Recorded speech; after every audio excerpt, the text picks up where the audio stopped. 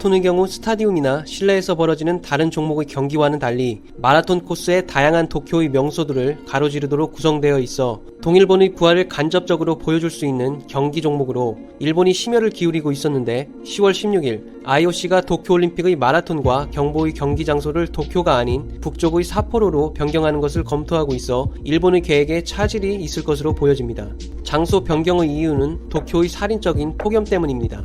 도쿄올림픽은 내년 7월 말부터 8월 초까지 열리게 되는데 올해 이 기간 동안 도쿄의 낮 기온은 대부분 섭씨 30도 이상, 습도가 70% 이상으로 유지됐으며 특히 올 7월 말경에는 도쿄 일부 지역이 1875년 이래 처음으로 40도를 넘겼기 때문에 장시간 아스팔트 위에서 달리거나 걸어야 하는 마라톤과 경보 경기의 경우 선수들의 경기력에 심각한 영향을 줄 수 있으며 대규모의 기권 사태가 발생할 수 있기 때문에 장소 이전을 검토 중입니다. 실제로 올 9월 말 카타르 도하에서 열린 2019 세계 육상 선수권 대회에서도 무더위로 인해 자정에 마라톤 경기가 열렸음에도 불구하고 여자 마라톤의 경우 출전자 68명 중 40명만이 완주하는 등 기권자가 속출했었습니다. 이 때문에 도쿄올림픽 조직위는 마라톤 경기 시간을 새벽 시간으로 변경하였으며 마라톤 선수들을 위한 급수대를 늘리고 관객석에 냉방장치를 설치하거나 인공눈을 내리게 하는 등의 폭염 대책 등을 통해 도쿄에서 정상적으로 마라톤 경기가 열릴 수 있게끔 계속적으로 IOC에 어필을 해왔음에도 결국 IOC는 도쿄보다 5, 6도 정도 기온이 낮은 삿포로에서의 마라톤 경보 경기를 검토하고 있는 상황입니다. 일본 아사히 신문에 따르면 마라톤 경기 장소 변경에 대해 토마스 바흐 IOC 위원장은 선수들의 건강이 첫째임을 강조했으며 세계 육상 경기 연맹 위원장도 선수가 실력을 발휘하기 위해 최고의 무대를 준비하는 것은 대회의 모든 지침 중 가장 중심에 있다라고 말해 IOC와 세계 육상 경기 연맹 모두 경기 장소 변경을 적극적으로 검토하고 있는 입장으로 보여지고 있습니다. 반면 일본의 도쿄 올림픽 관계자들은 매우 당황해하는 모습을 보이고 있으며 한 조직위 간부는 도쿄뿐 아니라 삿포로도 최근에 30도 넘는 더위를 보여주고 있다며 마라톤 경기 장소 변경에 부정적인 입장을 나타내기도 했습니다. 게다가 마라톤 티켓의 판매도 이미 시작되어 문제가 더 복잡해질 것으로 보여집니다. 한 일본인은 트위터를 통해 이미 티켓도 사고 호텔도 도쿄로 예약했다며 황당하다는 반응을 보이면서도 더운 건 안 된다라며 마라톤 장소 변경에 싫지않은 반응을 보여주기도 했는데요. 도쿄에서 마라톤이 열릴 경우 무더위로 인해 선수와 관객의 불만이 상당할 것으로 예상된다 하더라도 일본 정부로서는 후쿠시마 원전 사고 지역과 가깝고 동일본 지진 피해 지역의 중심에 위치한 도쿄에서 성공적으로 올림픽을 개최함으로써 동일본의 부활을 홍보하려는 의도가 크기 때문에 도쿄와 거리가 먼 삿포로로 장소 변경하는 것에 동의하지 않을 가능성이 많아 보입니다. 최근에는 국제대회 유치를 통해 너무 홍보에만 치중하는 아베 정부에 대한 일본 국민들의 불만을 쉽게 무시할 수만도 없는 상황입니다. 올 10월 슈퍼태풍 하기비스로 일본 내에 이재민이 발생하고 66명의 사망자가 발생하는 상황에서도 아베 총리는 일본에서 열리고 있는 럭비 월드컵을 관전하며 이재민들이 럭비 대표팀의 근성을 보고 건강과 용기를 얻기를 바란다며 트위터를 올려 재해로 고통받는 국민보다는 럭비 월드컵에만 신경 쓰는 모습을 보이면서 일본 국민의 많은 질타를 받았습니다. 한 일본인은 재민을 위로하지는 못할 망정 럭비 월드컵을 보면서 건강과 용기를 찾으라니 라고 비난했으며 아베 총리를 조롱하는 사진을 올리기도 했습니다. 최근 일본은 안 그래도 도쿄올림픽과 관련해 방사능과 우길기 등 많은 문제점들이 제기되고 있는 가운데 지난 7월 일본이 한국을 반도체 주 생산 및 가공 원료에 대한 수출 화이트리스트에서 제외했습니다. 어느덧 3개월의 시간이 흘러가고 있는데요. 일본은 과연 한국 반도체에 어떤 영향을 주게 되었을까요? 이 부분에 대해서 오늘 한번 이야기해 보겠습니다. 먼저 결론부터 말씀드리면 현재 한국은 탈일본화가 가속화되고 있는 데다가 일본의 화이트리스트 제외에도 불구하고 오히려 더 잘 먹고 더 잘 사는 방법을 터득해버리고 말았습니다. 그게 바로 한국이죠. 그렇다고 하더라도 현재 일본의 계획에 대한 성공과 실패를 걱정할 때는 아닙니다. 반도체를 생산하기에 앞서 생산 원료가 필요하게 되는데요. 여러분들도 잘 아시다시피 포토레시스트, 고순도 불화수소, 블루오린, 폴리이미드 이 세 종류가 반도체 생산에 있어서 꼭 필요한 원료가 되겠습니다. 이 세 가지가 부족하다면 당연히 한국 반도체 시장은 둔화될 수밖에 없고요. 그것이 일본이 바라는 한국의 미래이기도 합니다. 참 소갈딱진 거죠. 그렇기 때문에 한국 정부는 WTO 제소 등을 통해 불합리한 일본의 행위를 국제사회에 알리고 있습니다. 주변의 국가들 역시 일본의 화이트리스트 배제에는 한국의 경제를 직접적으로 노렸다는 것을 잘 알고 있는데요. 주변 국가의 시선을 다른 곳으로 돌리기 위해서라도 일본은 또 다른 이유가 필요했을 것입니다. 그것이 바로 북한인데요. 일본의 이유는 즉 한국이 북한 군사 물자 생산에 쓰이도록 일본 것을 수입을 해다가 북한에 넘겼다며 말도 안 되는 헛소리를 함께 하고 있는 것이죠. 한국의 하이트리스트 삭제가 단순히 수출 심사 기간이 최대 30일까지 연장될 뿐이니 한국에는 큰 문제가 없을 것이라는 식의 얼토당토하는 해명을 하고 있지만 7월부터 8월 중순을 넘어서기까지 단 한 건도 수출 허가를 내주지 않은 아주 고약한 놈들입니다.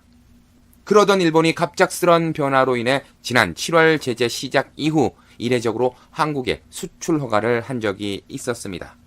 뉴스를 통해 많이들 접하셨을 텐데요. 원료는 2가지, 횟수는 3차례로 고순도 불화수소 1건, 포토레지스트 2건으로 8월 7일부터 19일까지 모두 8월 중으로 허가가 이루어졌는데요. 하지만 단 한 건의 허가도 나지 않은 원료가 있습니다. 바로 삼성의 차세대 스마트폰 갤럭시 폴드 디스플레이의 주 원료인 플루오린 폴리이미드입니다.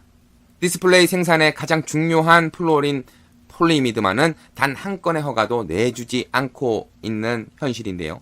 이는 일본이 한국의 뜻대로 움직여주지 않겠다는 메시지가 담겨 있다고 해석할 수 있습니다.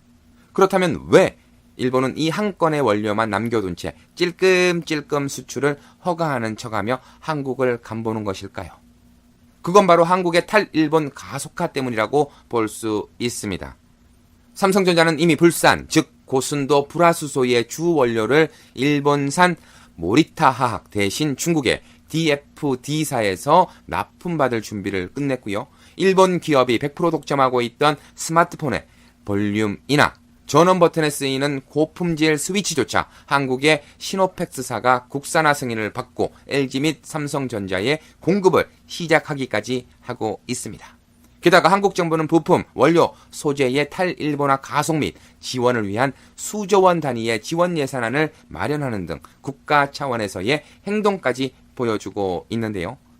러시아나 중국 등 주변국의 업체들로부터 일본산 반도체 원료를 자신들의 생산품으로 대체해달라는 러브콜을 지속적으로 받고 있는 상황입니다. 삼성전자와 SK하이닉스 역시 이들의 원료를 검증하는 단계에 돌입하는 움직임까지 보이고 있는데다 지금은 성공 소식까지 들리고 있습니다. 한술 더 떠서 삼성전자와 SK하이닉스는 반도체 세척에 필요한 에칭가스를 재사용한다거나 더 적게 사용하는 등의 다양한 수단을 이용해 현상을 적응해 나가고 있습니다.